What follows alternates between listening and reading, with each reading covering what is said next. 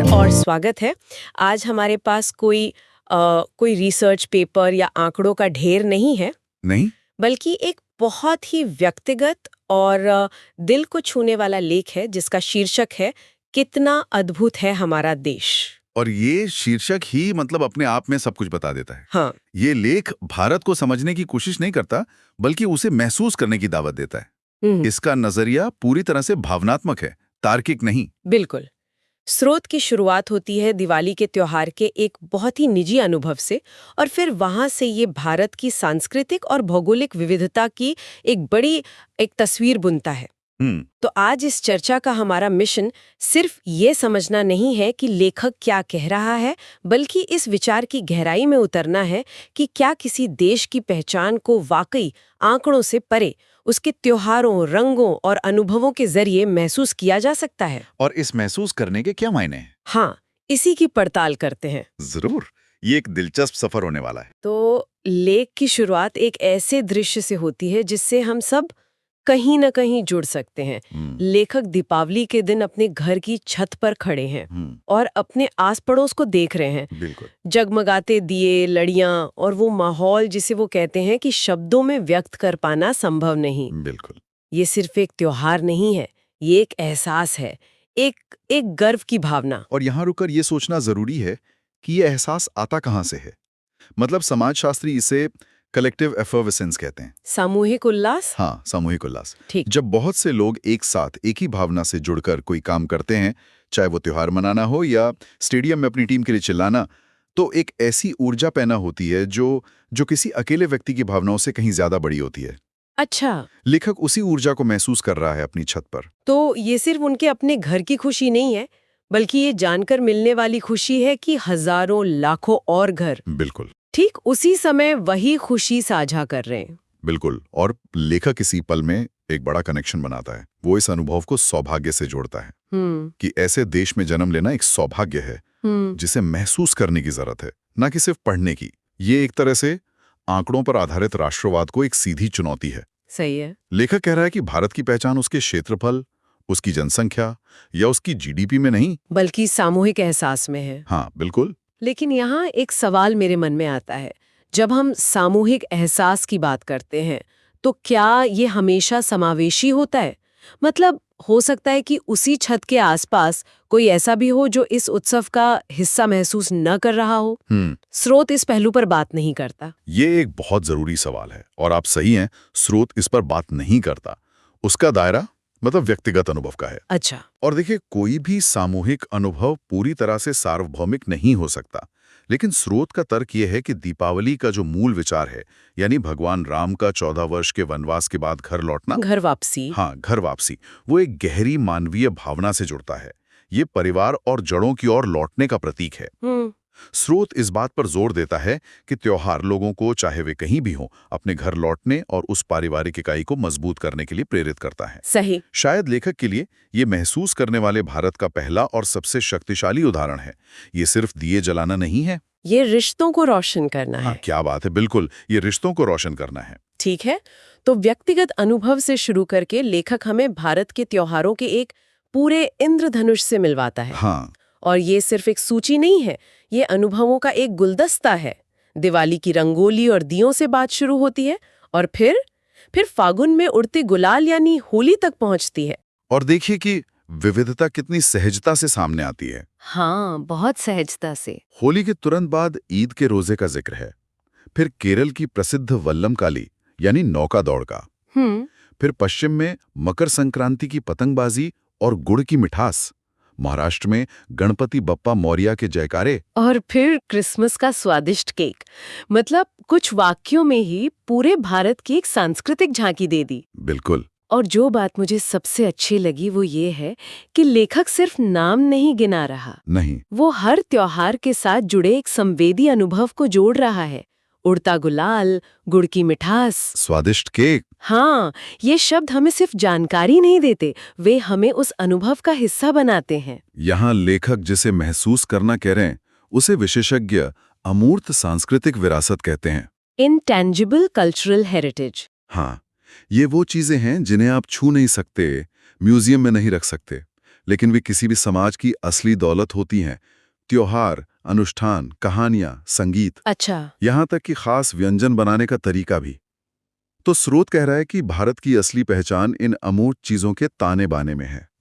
जैसा कि लेख में कहा गया है, यहाँ हर रूप में रंग है, उत्साह और उमंग है, जिसे पढ़ा या आंकड़ों से जाना नहीं जा सकता, बस महसूस किया जा सकता है। ये विचार पावरफुल तो है, लेकिन क्या ये थोड़ा आदर्शवादी नहीं है? है, बिल्कुल है। आज के दौर में जब जीवन इतना तेज और खंडित हो गया है, क्या हम वाकई इन त्योहारों को उसी गहराई से महसूस करते हैं? या वे अब सिर्फ छुट्टियों और सोशल मीडिया पोस्ट का मौका बनकर रह गए हैं? ये आज के समाज का एक बड़ा तनाव है, इसमें कोई शक नहीं। लेकिन शायद लेखक का दृष्टिकोण थोड़ा अलग है। वो कैसे?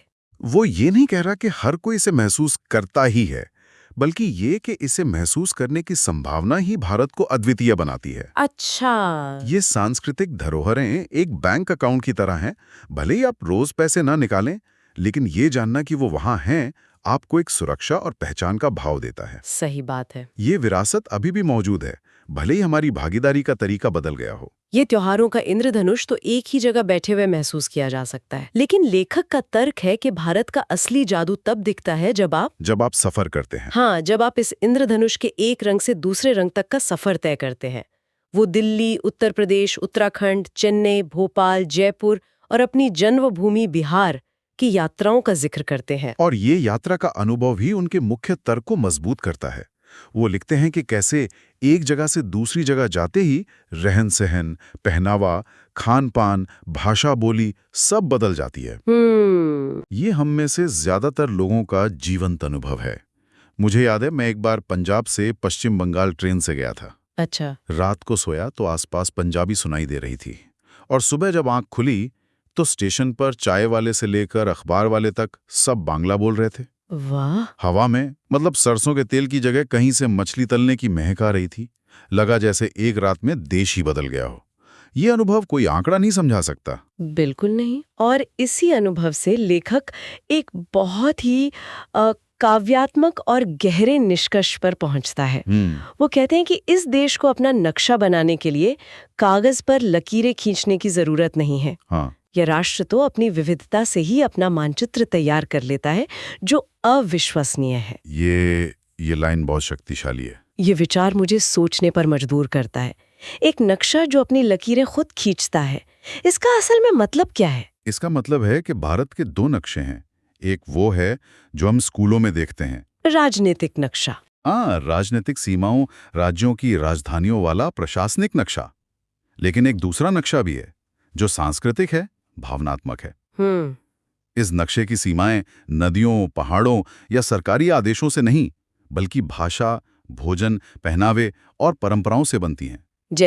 जैसे जब आप अवध की सीमा पार करके बुंदेलखंड में प्रवेश करते हैं, तो कोई साइन बोर्ड आपको ये नहीं बताता। सही बात है। आपको ये लोगों की बोली की मिठास में, उनके लोकगीतों में और यहाँ तक कि दाल बनाने के तरीके में आए बदलाव से महसूस होता है। यही वो अविश्वसनीय नक्शा है जिसकी बात लेखक कर रहा है। लेकिन यहाँ एक मुश्किल सवाल भी उठता है। जब सीमाएं इतनी सांस्कृतिक और भावनात्मक होती हैं, तो क्या इससे क्षेत्रीय पहचान कभी-कभी राष्ट्रीय पहचान पर हावी नहीं हो सकती? बिल्कुल हो सकती है। क्या यही विविधता जिसका लेखक जश्न मना रहा है, कभी-कभी संघर्ष और तनाव का कारण नहीं बनती? स्रोत इस पहलू को पूरी तरह से नजरअंदाज करता है। बिल्कुल। और एक विश्लेषणात्मक दृष्टिकोण से यह स्रोत की सबसे बड़ी सीमा है। यह एक सुंदर काव्यात्मक विचार प्रस्तुत करता है, लेकिन इसकी जो व्यावहारिक चुनौतियां हैं उस पर बात नहीं करता। इतिहास गवाह है कि भाषा, धर्म और क्षेत्र के आधार पर भारत में गहरे तनाव रहे हैं और आज भी हैं। सही। तो ये महसूस किया जाने वाला नक्शा हमेशा सामंजस्यपूर्ण नहीं होता। तो फिर लेखक के तर्क का क्या? लेकिन अगर हम लेखक के नजरिए से देखें, तो वो इस विविधता को एक कमजोरी के तौर पर नहीं, बल्कि देश की अखंडता का सबसे बड़े प्रमाण के रूप में देख रहा है। अच्छा, ये एक अलग नजरिया है। हाँ, उसका तर्क यह है कि कोई ऐसी शक्ति नहीं है जो इतनी सारी विविधताओं को एक प्रशासनिक धागे में बांध सके, जब तक कि उन विविधताओं के बीच सम्मान और स्वीकृति का कोई अंतर्निहित भाव ना हो। यह एक बहुत ही आशावादी दृष्टिकोण है, पर है बहुत शक्तिशाली। तो ये एक ऐसा नक्शा है जिसे आप पढ़ नहीं सकते, आपको इसे जीना पड़ता है। बिल्कुल। आपको दिल्ली की सर्दियों से लेकर चेन्नई की उमस तक, जयपुर के रंग से लेकर उत्तराखंड की शांति तक का सफर तय करना होता है। ठीक कहा। ये नक्शा कागज पर नहीं, लोगों के जीवन में और उनके अनुभवों में बना हुआ है। और फिर इस पूरी भावनात्मक और काव्यात्मक यात्रा के बाद लेख का अंत एक बहुत ही ठोस मोड़ लेता है। एक व्यक्तिगत अवलोकन से शुरू होकर यह एक सामूहिक आह्वान में बदल जाता है। ये मुझे थोड़ा अचानक लगा। मुझे ये अचानक नहीं, बल्कि एक स्वाभाविक प्रगति लगता है। सोचिए, अगर कोई आपको बताता है कि आपके पास एक अनमोल खजाना है, तो आपका अगला सवाल क्या होगा? यही कि मुझे इसकी रक्षा कैसे करनी है। बिल्कुल। लेखक पाठकों से इस अद्भुत और अखंड राष्ट्र को प्रगतिशील बनाए रखने के लिए अपने कर्तव्यों को ईमानदारी और निष्ठा से निभाने का प्रण लेने का आग्रह करते हैं। यहाँ कर्तव्य से उनका क्या मतलब हो सकता है? मेरे ख्याल से ये बहुत गहरा है। ये सिर्फ टैक्स भरने या ट्रैफिक नियमों का पालन करने जैसा सतही कर्तव्य नहीं है। नहीं। अगर राष्ट्र की पहचान उसकी विविधता और महसूस करने की क्षमता में है, तो हमारा सबसे बड़ा कर्तव्य उसी विविधता का सम्मान करना और उसे बनाए रखना है।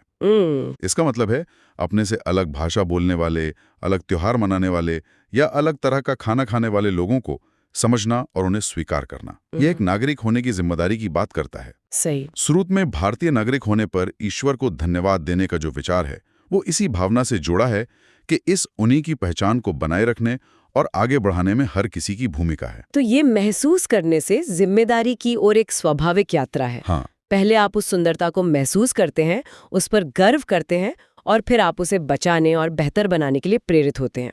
ये सिर्फ एक पर्यटक की तरह देश को देखने से कई आगे की बात है। ठीक यही बात है। ये चक्र पूरा करता है। व्यक्तिगत अनुभव से शुरू होकर यह एक साझा कर्तव्य पर समाप्त होता है। स्रोत हमें याद दिलाता है कि इस देश का नागरिक होना सिर्फ एक अधिकार नहीं है, बल्कि एक गहरी जिम्मेदारी भी है। इसकी जटिल और खूबसूरत आत्मा को जीवित रखने की जिम्मेदारी।